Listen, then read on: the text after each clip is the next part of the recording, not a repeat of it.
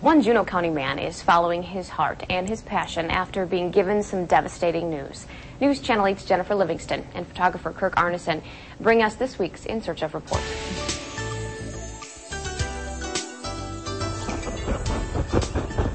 Boston resident Albert Schmiege is in his usual spot on the basement floor, ready to create his latest masterpiece. This is my passion right here. Even as a child, drawing and coloring and painting, was always in my makeup. As an artist, Albert has always seen the world through a different set of eyes. But you have no idea just how different the world appears to him. I'm looking up to the left to see what I'm doing down to the right. It was 25 years ago that life as he knew it literally started to fade away. It was 1985, so I was about 24 years old. The first thing that I noticed was when I was driving, the bumper of the car in front of me was on an angle, and I knew something was wrong. A short time later, a doctor confirmed Albert's worst fears. He was diagnosed with what's called Stargardt's macular dystrophy. Little by little, it was starting to deteriorate my central vision. I couldn't see license plates. I couldn't read them. Nothing looked like it was in an even line. I was devastated to the point where, my children were little. I started, the hardest part for me was not being able to see their facial expressions. He had to stop working, had to stop driving. One by one, so many of the things that defined him were lost.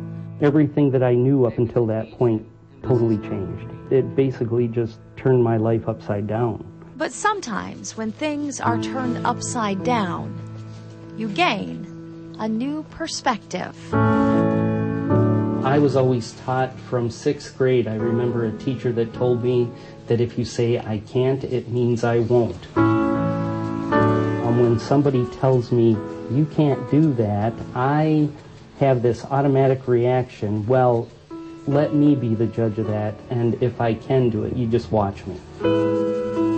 So Albert decided to go back to the one thing that always made him happy. Vision isn't 100% needed to create a piece of art. This was something that I could do by myself. There were basically no limitations. I paint in my basement. I don't have to go anywhere. I can have materials brought to the home, and it gives me a lot of the independence that I lost back through my art. So people ask what I can and can't see.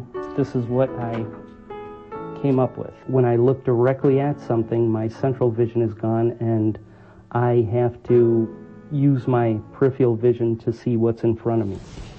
I use paper plates here, and I marked the colors. Like right now, this is a blue and a black on the white paper plate, and to me, they both look black. People say, sink or swim. I'm not a person to sink, so I'll find a way to swim. Since he started painting full-time in 2005, he's created hundreds and hundreds of pieces. See, a good portion of this, I can't really see what I'm doing now. He's also been a part of dozens of art shows and has even had his work displayed in the state capitol. It's so weird to think that this happened for a reason. I'm not exactly sure what that reason is, but I wouldn't be doing what I'm doing now if it didn't happen. For every door that closes, there's always 1 or 2 windows that open up. Where I'll be 10 years from now, I don't know. But again, I didn't realize 10 years ago I'd be where I am today. I'm thrilled with what I've been able to accomplish.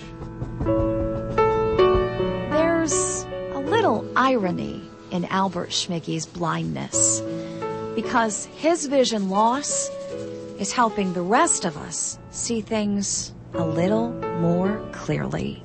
In Boston, with photographer Kirk Arneson, Jennifer Livingston, News Channel 8. definitely puts things into perspective. Sure does. He's an amazing artist. Amazing.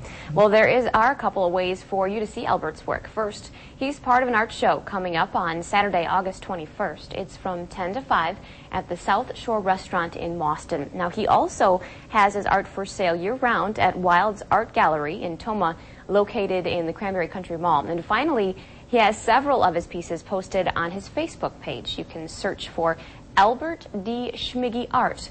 All this information can be found on our website at WKBT.com. An amazing artist, really neat story. All right, we'll be right back.